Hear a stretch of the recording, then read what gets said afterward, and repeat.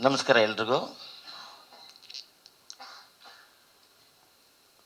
ಉಪೇಂದ್ರ ನನ್ನ ನೋಡಿದ ತಕ್ಷಣ ಒಂದು ಹೇಳೋರು, ರೀ ನೀವು ಮ್ಯೂಸಿಕ್ ಡೈರೆಕ್ಷನ್ ಮಾಡೋದಕ್ಕಿಂತ ಒಳ್ಳೆ ನಿರ್ದೇಶಕರಾಗ್ತೀರಾ ನೀವು ಅಂತ. ಅದೇ ಒಂದು ಸ್ಲೋಗನ್ನ ನಾನು ಚಂದನ್ಗೆ ಹೇಳ್ತೀನಿ. ಯಾಕೆಂದರೆ ನಾನು ಸ್ಪಾಟಲ್ಲಿ ನೋಡಿದ್ದೀನಿ,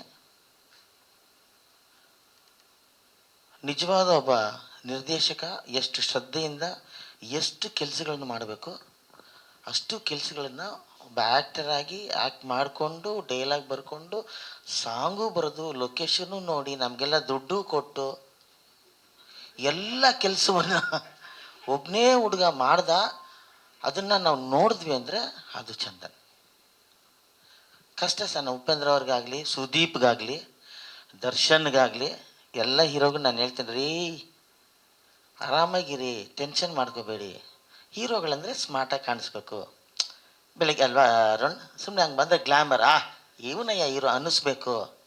ಬೇರೆ ಎಲ್ಲ ತಲೆಯಿಂದ ಕಿತ್ತಾಕಿ ಪ್ರೊಡಕ್ಷನ್ ನಾವು ನೋಡ್ಕೊತೀವಿ, ಡೈರೆಕ್ಷನ್ ನಾವು ನೋಡ್ಕೊಳ್ತೀವಿ, ಹಾಡುಗಳು ನಾವು ನೋಡ್ಕೊಳ್ತೀವಿ. ನೀವೊಬ್ಬ ಹೀರೋಯಿನ್ ಅಂದರೆ ಅವ್ರ ಗ್ಲ್ಯಾಮರ್ನ ಫಸ್ಟ್ ಮೇಂಟೈನ್ ಮಾಡಬೇಕು ಅಂತ ಹೇಳ್ತಾ ಇರ್ತೀನಿ. ಚಂದನ್ಗೂ ಈ ಮಾತನ್ನ ನಾನು ಹೇಳಿದೆ ಅಲ್ಲೇ, ಯಾಕಿಷ್ಟು ಇದು ಅಂತ. ಬಟ್ ಅವರು ಒಳಗೆ ಒಬ್ಬ ನಿಜವಾದ ನಿರ್ದೇಶಕ ಇದ್ದಾನೆ, ಇದನ್ನು ಬರೀಲೇಬೇಕು ಅನ್ನವ ನಮ್ಮ ಪ್ರೆಸ್ನವರು ಮತ್ತು ಮೀಡಿಯಾದವರು ಭಾಳ ಎಷ್ಟು ಚೆನ್ನಾಗಿ. ನಾನು ಸಾಮಾನ್ಯವಾಗಿ ಎಲ್ಲ ವೇದಿಕೆ ಮೇಲೆ ಕರೆದರೂ ಬರಲ್ಲ, ಕೈ ಕೊಡ್ತಾ ಇರ್ತೀನಿ. ನಮಗೆ ಮನಸ್ಸಲ್ಲಿ ಬಂದಿದೆ ನನಗೆ, ಯಾಕೆಂದರೆ ಅವ್ರು ಮಾಡಿದ ಕೆಲಸ ಜೊತೆಗೆ ಆ ಸಿನಿಮಾದ ಕತೆ, ಅವ್ರು ತೆಗೆದಿರೋ ಶಾರ್ಟ್ಸು, ಆ ಸ್ಪೀಡ್ ಹೇಳ್ತೀನಲ್ಲ ನಾನು, ಜನರಿಗೆ ಇಷ್ಟ ಆಗದೆ ಹೋದರೆ ಆಮೇಲೆ ನಾನು ಮಾತಾಡ್ತೀನಿ. ನಮಗೆ ಫಸ್ಟ್ ಇಲ್ಲಿ ಬರ್ತೀನಿ ಬಂದ್ಬಿಡುತ್ತೆ. ಅಂಥ ಒಂದು ಅದ್ಭುತವಾದ ಸಿನಿಮಾ, ಜೊತೆಗೆ 2 ಹೀರೋಯಿನ್ನು. ನಿಮ್ಮ ಮದುವೆ ಆಗೋಯ್ತಾ? ನಗ್ತೇ ಇವ್ರಿಗಿನ್ನಾಗಿಲ್ಲ. ಸೊ ಇಬ್ಬರಿಗೆ ಮುದ್ದಾದ ಹೀರೋಯಿನ್ಗಳನ್ನ ಇಟ್ಕೊಂಡು ಒಳ್ಳೆ ದಿ ಬೆಸ್ಟ್ ಅಂತ ನಾನು ಹೇಳಬಲ್ಲೆ. ಅಂಥ ಒಂದು ಕೆಲಸ ನೀವು ಮಾಡಿದಾರ, ಅದಕ್ಕೆ ಪ್ರತಿಫಲ ಸಿಗಬೇಕು. ಸಿನಿಮಾ ಥಿಯೇಟ್ರಲ್ಲಿ ಯಾವುದು ಸಿನಿಮಾ ಇಲ್ಲ ಗುರು, ಅದಕ್ಕೆ ಇದು ಓಡ್ತಾ ಇದೆ. 3 ವಾರದಿಂದ ಯಾವುದಿಲ್ಲ ಗುರು, ಅದಕ್ಕೆ ಇದು ಕಲೆಕ್ಷನ್ನು. ಹಂಗೆ ಸಿನಿಮಾ ಆಗಬಾರ್ದು. ಈ ಸಿನಿಮಾ ನೋಡಲೇಬೇಕು ಅಂತ ಬರಬೇಕು, ಅದು ಸಿನಿಮಾ. ಆ ಸಿನಿಮಾ ಇದಾಗಲಿ ಅಂತ ನಾನು ಹಾರೈಸ್ತೀನಿ. ಚಂದ ಸುದೀಪ್ ನಂಗೆ ಭಾಳ ಕ್ಲೋಸ್ ಆಗಿಬಿಟ್ರೆ ಆಮೇಲೆ ಬರ್ತಾ ಅವ್ರ ಬಗ್ಗೆ ಒಂದೇ ಒಂದು ಮಾತು ಹೇಳ್ಬಿಡ್ತೀನಿ. ಅವ್ರ ವಾಯ್ಸ್ ಅಂತೂ ನಾವು ಮ್ಯಾಚ್ ಮಾಡೋಕ್ಕಾಗಲ್ಲ, ಹೈಟು ಮ್ಯಾಚ್ ಮಾಡೋಕ್ಕಾಗಲ್ಲ. ಆದರೂ ಸುದೀಪ್ ಜೊತೆ ಬೇಕಾದ ಸಿನಿಮಾ ಮಾಡಿಬಿಟ್ಟಿದ್ದೀನಿ. ಆ್ಯಕ್ಚುಲಿ ಅವ್ರು ನನ್ನ ಫ್ಯಾನು. ಅವರು ಚಾಮುಂಡೇಶ್ವರಿ ಸ್ಟುಡಿಯೋಗೆ ಹುಡ್ಕೊಂಬಂದರು ನನ್ನ ಒಂದೇ ಹಾಡಿಗೆ, ಯಾವುದಲ್ಲಿ ಡವ ಡವ ಬಿಡು ನೀ, ಆ ಸಾಂಗಿಗೆ ದೊಡ್ಡ ಫ್ಯಾನು. ಆಮೇಲೆ ನಾನು ನೋಡಿದಾಗೆಲ್ಲ ಫಸ್ಟ್ ಅವ್ರ ಬಾಯಲ್ಲಿ ಬರ್ತಾಯಿದ್ದೆ ಡವ ಡವ, ಇದು ಒಂದೇ ಸಾಂಗು.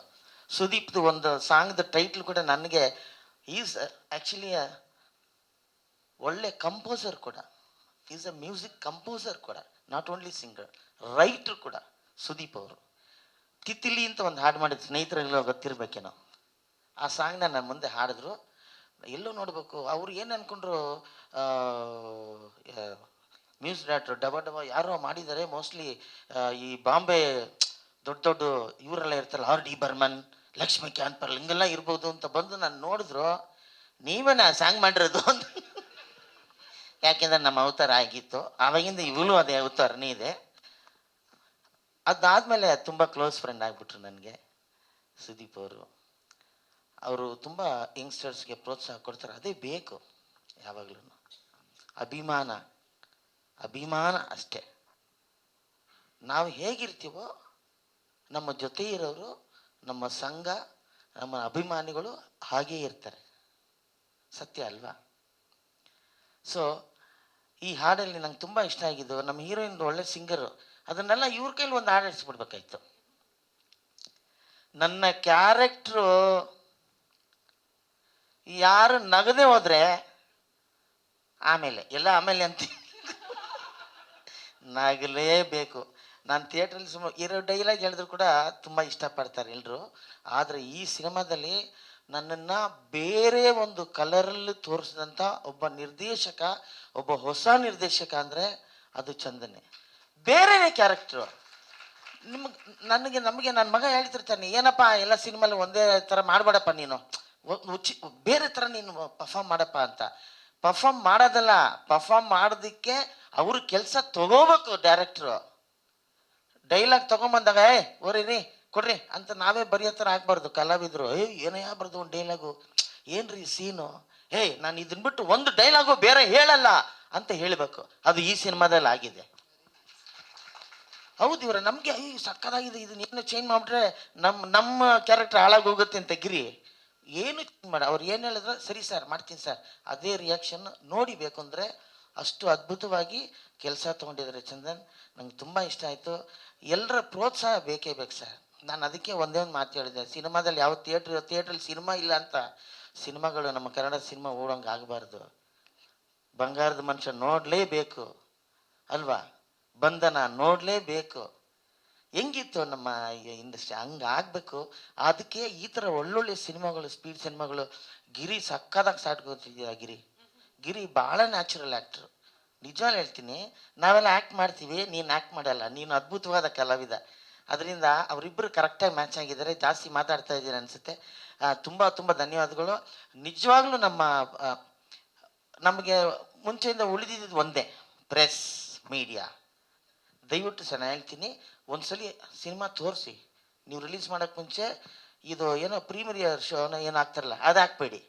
ಬರೀ ಪ್ರೆಸ್ನವ್ರಿಗೆ, ಮೀಡಿಯಾದವ್ರಿಗೆ ನೀವು ದಯವಿಟ್ಟು ಸಿನಿಮಾ ತೋರಿಸಿ. ಪ್ರೀಮಿಯರ್ ಶೋ ಹಾಕೋದು, ಕಲಾವಿದರನ್ನ ಕರಿ, ಅದೆಲ್ಲ ಬೇರೆ. ಒನ್ಸ್ ಮೋರ್ ಅಂತ ಹೇಳ್ತಿರ್ತಾರೆ. ದುಡ್ಡು ಕೊಟ್ಟು ಥಿಯೇಟ್ರಿಗೆ ಬಂದು ಒನ್ಸ್ ಮೋರ್ ಇಲ್ಲ, ಎರಡು ಮೂರು ನೋಡಲಿ. ಅದರಿಂದ ನಿಮ್ಮ ಎಲ್ಲ ಪ್ರೋತ್ಸಾಹ ಅವ್ರಿಗೆ ಬೇಕೇ ಬೇಕು. ವೈಫ್ ಕೂಡ ಜೊತೆಲಿ ಎಲ್ಲಿದ್ದಾರೆ ಅವರು, ಅವರ ಸಾಥಿ ತುಂಬ ಸಾಥ್ ಕೊಟ್ಟರು.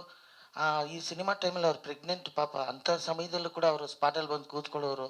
ನಮಗೆ ಊಟ ಆಗಲಿ, ನಮ್ಮನ್ನು ನೋಡ್ಕೊಂಡಿದ್ದ ರೀತಿ ಆಗಲಿ, ಚಂದನ್ ಭಾಳ ಚೆನ್ನಾಗಿ ನೋಡ್ಕೊಂಡ್ರಿ. ಚಂದನ್, ನಿಮಗೆ ಒಳ್ಳೆ ಮನಸ್ಸು ಕೂಡ ಇದೆ, ಕಲಾವಿದರಿಗೆ ಬೆಲೆ ಕೊಡ್ತೀರಾ. ನಿಮಗೆ ಒಳ್ಳೇದಾಗಬೇಕು ಅಂತ ದೇವರಲ್ಲಿ ಹಾರಿಸ್ತೀನಿ. ಏನದು ಸರೆ ಗ ಮ ಗರೆ ಗಾರೆ ಸರೆ ಸನೆ ಸ ಯಾವ ಹಾಡಿದು, ಸರೆ ಗ ಮ ಗರೆ ನೀ ನನ್ನ ಜೀವ ಜೀವ ಜೀವ ಜೀವ ಕಣೆ. ಆ ಬಿಡ್ಜ್ ಲೈನ್ ಮಾತ್ರ ಬ್ಯೂಟಿಫುಲ್ ಆಗಿದೆ, ವೆರಿ ವೆರಿ ಫೈನ್. ಯಾರು ಮಿಸ್ರೈಡರಾಗಿರಷ್ಟೇ ಟಕ್ ಅಂತ ಮನಸ್ಸಲ್ಲಿ ಕೂತ್ಕೊಳ್ಳುತ್ತೆ. ಅದರಿಂದ ಈ ಹಾಡು, ಎಲ್ಲ ಹಾಡುಗಳು ಚೆನ್ನಾಗಿದೆ. ಈ ಸಿನಿಮಾ ಹಿಟ್ ಆಗಬೇಕು ಅನ್ನೋಕ್ಕೋಸ್ಕರ ಇಷ್ಟೊಂದು ಮಾತಾಡ್ಬಿಟ್ಟೆ ಅನಿಸುತ್ತೆ. ದಯವಿಟ್ಟು ಕ್ಷಮಿಸಿ. ಎಲ್ರಿಗೂ ನನ್ನ ನಮಸ್ಕಾರಗಳು. ಚಂದನ್ಗೆ, ಈ ಸಿನಿಮಾ ಟೀಮ್ಗೆ, ಈ ಪ್ರೊಡಕ್ಷನ್ಗೆ, ಅವ್ರು ಪಟ್ಟಿರೋ ಕಷ್ಟಕ್ಕೆ ನಿಮ್ಮ ಪ್ರೋತ್ಸಾಹ ಇರಲಿ ಅಂತ ಕೇಳ್ಕೊತ ನಮಸ್ಕಾರ.